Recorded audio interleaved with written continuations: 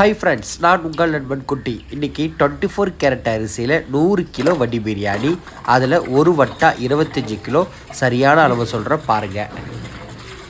1 kilo அரிசிக்கு எத்தனை litre தண்ணி ஊற்றுவீங்க மாஸ்டர்? 300 லிட்டரா? 3 லிட்டர்.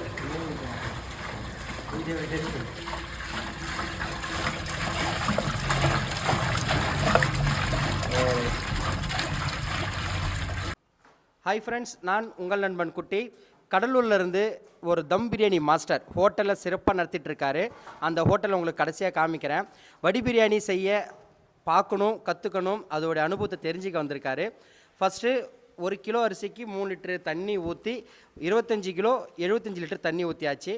இப்போது ஒரு பாக்கெட் உப்பு, நம்ம எப்பவும் சொல்கிற மாதிரி. ப்ரோ, உங்கள் பேர் ப்ரோ? உமாபதி. நீங்கள் தம் பிரியாணி செஞ்சு 24 கேரட் அரிசியில் செய்கிறீங்க. ஓகே, இப்போது 1 கிலோ அரிசிக்கு 3 லிட்டர் தண்ணி ஊற்றியாச்சு. அதே 1 கிலோ அரிசி கணக்கு பண்ணி ஒரு கைப்பிடி உப்பு, 25 கைப்பிடி ஒரு பாக்கெட்டு சரியாக இருக்கும். பாருங்கள் தொடர்ந்து. கண்டிப்பாக.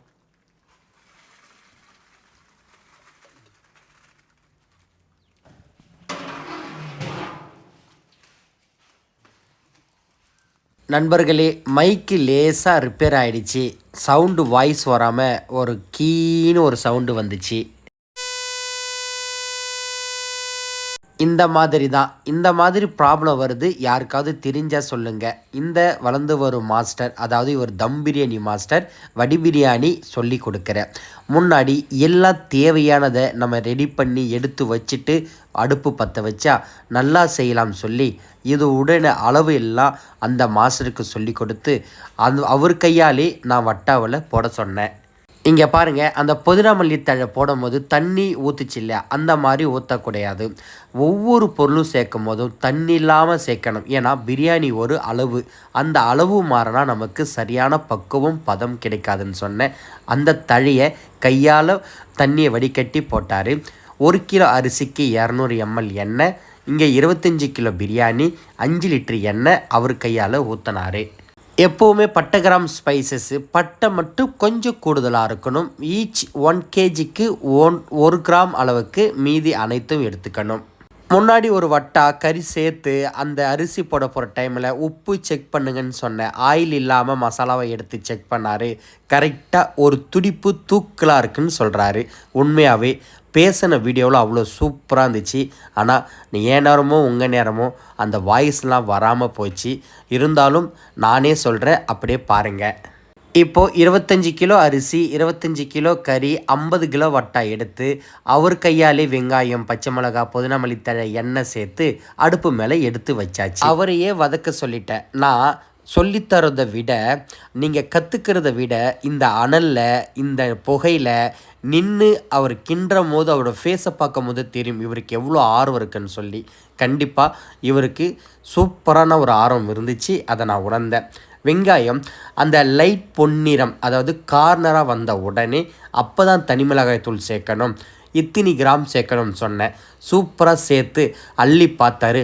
ஆமாம், நல்ல கலராக இருக்குது, வெங்காயம் நல்லா பொன்னிறமாக தெரியுது அப்படின்னு சொன்னார். உடனே 25 கிலோ அரிசிக்கு 2.5 கிலோ பூண்டு தோல் உரித்து அரைச்சி வச்சுருக்கேன். கண்டிப்பாக தோல் உரித்து சேர்த்துக்கன்னு சொன்னேன். இஞ்சி 2.5 கிலோ, அதையும் அரைச்சி அவர் கையாலே இஞ்சி பூண்டை சேர்த்தாரு. இஞ்சி பூண்டு சேர்த்த உடனே அதிகமாக எரியிற அனலை கொஞ்சம் குறைச்சாதான் நமக்கு அடி பிடிக்காமல் நல்ல பச்சை வாசனை போயிட்டு வதங்கி கிடைக்கும்னு சொன்னேன். வதங்கும் போது இந்த மாதிரி ஆயில் பிரிஞ்சு வரணும். அப்போ தான் நம்ம தக்காளியை சேர்த்துக்கணும். அப்போ தான் நமக்கு பிரியாணி மணமும் சுவையும் கூடுதலாக கிடைக்கும்னு சொன்னேன். உடனே அந்த ஆயில் பிரிஞ்சு இருக்குது பார்த்தீங்களா, உடனே தக்காளியை சேர்த்தாச்சு. தக்காளி சேர்த்து நல்லா மசிஞ்சு அப்பயும் எண்ணெய் பிரிஞ்சு வரணும். அதுக்கப்புறம் அளவு தண்ணி 1 கிலோ அரிசிக்கு 1/2 லிட்டர் கணக்கு தண்ணியில் நான் ஊற்ற சொன்னேன். 24 கேரட் அரிசி, கொஞ்சம் பாஸ்மதி விட அளவு தண்ணி குறைவாக வைக்கணும். கொதிக்கிற உலத்தண்ணியில் உப்பு பாருங்கன்னு சொன்னேன். நம்ம ஒரு பாக்கெட்டு உப்பு 75 லிட்டர் தண்ணி ஊற்றிருக்கோம். உப்பு பதம் பார்த்தாரு. கரெக்டாக நீங்கள் சொன்ன மாதிரி இதுலேயும் ஒரு துடிப்பு தூக்கலாக சூப்பராக இருக்குதுன்னு சொல்கிறாரு. கண்டிப்பாக உப்பு பதம் கிலோவுக்கு ஒரு கைப்பிடி உப்பு, அதாவது மசாலாவுக்கு எத்தனை கிலோ கறி சேர்க்குறோமோ அத்தனை கிலோ கைப்பிடி உப்பு, தண்ணிக்கு எத்தனை கிலோ அரிசி சேர்க்குறோமோ அதுக்கு கைப்பிடி உப்பு. 24 கேரட் அரிசி வடிக்கும் போது இந்த பாஸ்மதி மாதிரி நீண்டு வரணும், உடையணும் அப்படிலாம் கிடையாது. சேர்த்து 2லேருந்து 2.5 நிமிஷத்துக்குள்ளே, அதாவது தண்ணி கொதிக்கணும். கொதிக்கும் போது அரிசியை சேர்க்கணும். அப்போ தான் சரியான டைமிங்கும் அந்த பதமும் உங்களுக்கு கிடைக்கும். அரிசியை எடுத்து அழுத்தி பார்த்தா உடையக்கூடாது, நசுங்கவும் கூடாது. விரிசலாக ஒரு கோடு மாதிரி தெரியும். இந்த புல்லட்டு, துளசி, 24 கேரட்டு இந்த அரிசியெல்லாம் இந்த மாதிரி பதத்தில் பாருங்கள். எடுத்து அழுத்துற உடையில நசுங்கலை, ஆனால் விரிசல் மாதிரி தெரியுது. அது உங்களுக்கு சின்ன அரிசின்றதுலாம் தெரியல. வடித்த அரிசியை இந்த மாதிரி பப்புள்ஸ் மாதிரி எல்லா இடமும் கொதிக்கணும். அளவு தண்ணி ஊற்றி கொதிக்க வச்சு அப்புறம் கறி சேர்த்து இந்த மாதிரி எல்லா இடம் கொதிக்கும் போது தண்ணி சொட்ட அரிசியை வடித்து லேயராக கொட்டணும். வடி பிரியாணி செய்யும் போது எல்லாரும் பயப்படுறது இந்த இடம்தான்.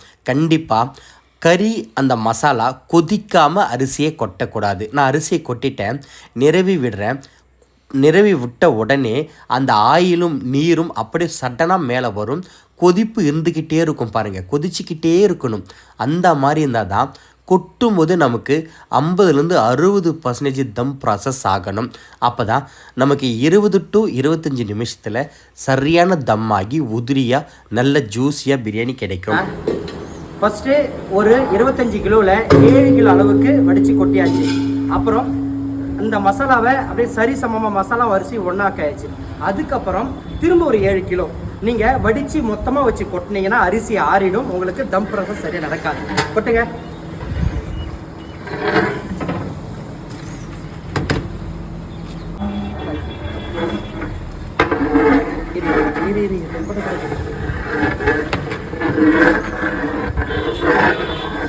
தெரியுங்களா? அப்படியே இந்த மாதிரி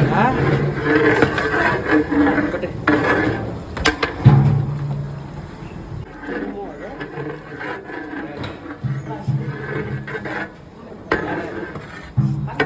இந்த பக்கமும் அரிசி அதிகமாகும், அது வரக்கூடாது. சரியா?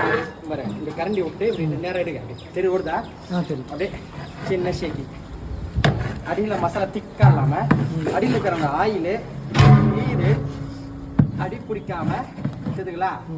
சூப்பராக அந்த மசாலா மேலே வரக்கூடாது. இந்த மாதிரி அடி பக்கத்தில் உள்ள விட்டு அப்படியே சிக்ஸாக் மாதிரி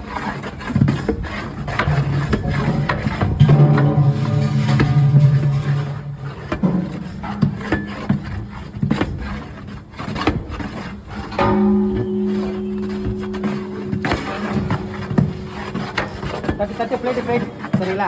இந்த மாதிரி செஞ்சு மசாலா மேலே வராமல் செய்யணும். அது சுடும். இந்த சாதத்தை எடுங்க, இப்படி சமப்படுத்தி விடணும்.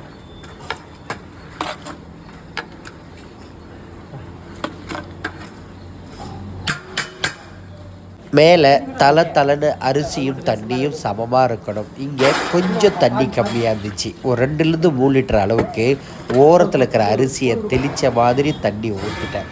பாருங்கள், அந்த அரிசியும் தண்ணியும் சமமாக இருக்குது. கீழேருந்து பபுள்ஸ் மாதிரி கொதிச்சு அந்த ஆயிலும் தண்ணியும் மேலே வரும். இந்த மசாலா கொதிக்கிற அந்த விறகையும் கந்தியும் நான் எடுக்கவே இல்லை. கண்டிப்பாக புரிஞ்சுக்கிங்க. வடிக்கிற அந்த கந்தி நெருப்பின் தான் எடுத்து மேலே போடணும். கொஞ்ச நேரத்துக்கு அப்புறம்தான் மசாலா கொதிக்கிற இடத்துல இருந்து விறகை மட்டும் எடுக்கணும். அந்த கந்தை எடுக்கக்கூடாது. அப்படியே அந்த கந்தை கீழே படர்ந்து விடணும். இந்த மாதிரி ஆவி வெளியில் வரும். கண்டிப்பாக வடி பிரியாணி, தம் பிரியாணி சரியான வட்ட அளவு இருந்தால் மட்டுமே ஆவி நல்லா தெளிவாக வரும். இந்த மாதிரி வந்த உடனே உள்ளக்கிற நீரெல்லாம் இழுத்து ட்ரை ஆயிடுச்சுன்ற ஒரு சிக்னல் தான். கீழே கந்து படர்ந்து விட்டு 3 நிமிஷத்துக்கு அப்புறம் இந்த மாதிரி ரவுண்ட் பண்ணி விடணும். இந்த தம் ப்ராசஸ் ரொம்ப முக்கியம். ஹாய் ஃப்ரெண்ட்ஸ், நான் உங்கள் நண்பன் குட்டி. இன்னைக்கு மேல்பட்டாம்பாக்கத்தில் ஒரு 80 கிலோ 24 கேரட் அரிசியில் வடி பிரியாணி 2 வட்டா செஞ்சாச்சு. 1 வட்டா தம் உடைச்சு காமிக்கிறேன் பாருங்கள்.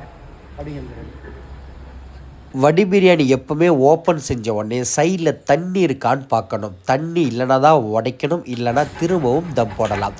அந்த 24 கேரட் அரிசியை உடச்சி கட்டுற பாருங்களேன், அப்படியே உதிரியாக சாதம் நல்லா பொசன்னு வெந்து சூப்பராக கிடைச்சிருக்கு. உண்மையாக பாஸ்மதியை விட சாப்பிட்றதுக்கு, அதாவது வயிறார சாப்பிடணும்னு சொல்லுவாங்கள்ல, அது இந்த அரிசியில் செஞ்சால் தாங்க சாப்பிட முடியும். அவ்வளோ சூப்பராக இருக்கும், டேஸ்ட்டாக இருக்கும், சுவையாக இருக்கும். உண்மையாக இங்கே பார்த்து கற்றுக்கிட்ட தம் பிரியாணி மாஸ்டர் நிறைய அனுபவத்தை கற்றுக்கிட்டேன், இதனுடைய பக்குவத்தை கற்றுக்கிட்டேன், டைமிங்கோடு கிடைக்கிற வேலையை கற்றுக்கிட்டேன்னு சொல்லி சொன்னார். அவர் சூப்பராக தெரிஞ்சுக்கிட்டார். கண்டிப்பாக வளர்ந்து வரும் மாஸ்டர் உங்களுக்கும் நான் சொல்லித்தரேன். எனக்கு கமெண்ட் பண்ணுங்கள், எனக்கு கால் பண்ணுங்கள். என் phone number YouTube, Facebook, Insta பேஜி ஓப்பன்லேயே வச்சுருக்கேன். இந்த மாதிரி உதிரியாக பிரியாணி செய்யணுன்னா நான் உங்கள் நண்பன் குட்டி காத்துக்கிட்டு இருக்கேன். கண்டிப்பாக வாங்க. ஒரு பிரியாணி ஆர்வமாக, உழைப்பாக, கடின உழைப்பாக கற்றுக்கணும். அதிக ஆர்வம் இருக்கணும். நெருப்பில் சுட்டுக்கணும், கத்தியால் வெட்டிக்கணும், நாலா பக்கம் இடிச்சிக்கணும். இந்த மாதிரியெல்லாம் கஷ்டப்பட்டால் ஒரு உண்மையான பிரியாணியை உருவாக்க முடியும். எப்போவுமே நான் உங்களுக்கு சொல்வேன், ஃபிசிக்கல் வேலை ரொம்ப முக்கியம். அளவும் செய்முறையும் மேலே ஃபிசிக்கலான வேலை இருந்தால் மட்டுமே ஒரு உண்மையான பிரியாணியும் சுவையான பிரியாணியும் உருவாக்க முடியும். இதை தான் நான் உங்களுக்கு சொல்லித்தர வந்திருக்கேன், சொல்லி கொடுத்துட்ருக்கேன். கண்டிப்பாக என் வீடியோ பிடிச்சிருந்தா கண்டிப்பாக ஷேர் பண்ணுங்கள். எத்தனையோ கஷ்டப்பட்டு கொண்டிருக்கும் வளர்ந்து வரும் மாஸ்டர்களுக்கு என் வீடியோ சேர வேண்டும். நான் உங்கள் நண்பன் குட்டி. ஷேர் பண்ணுங்கள்.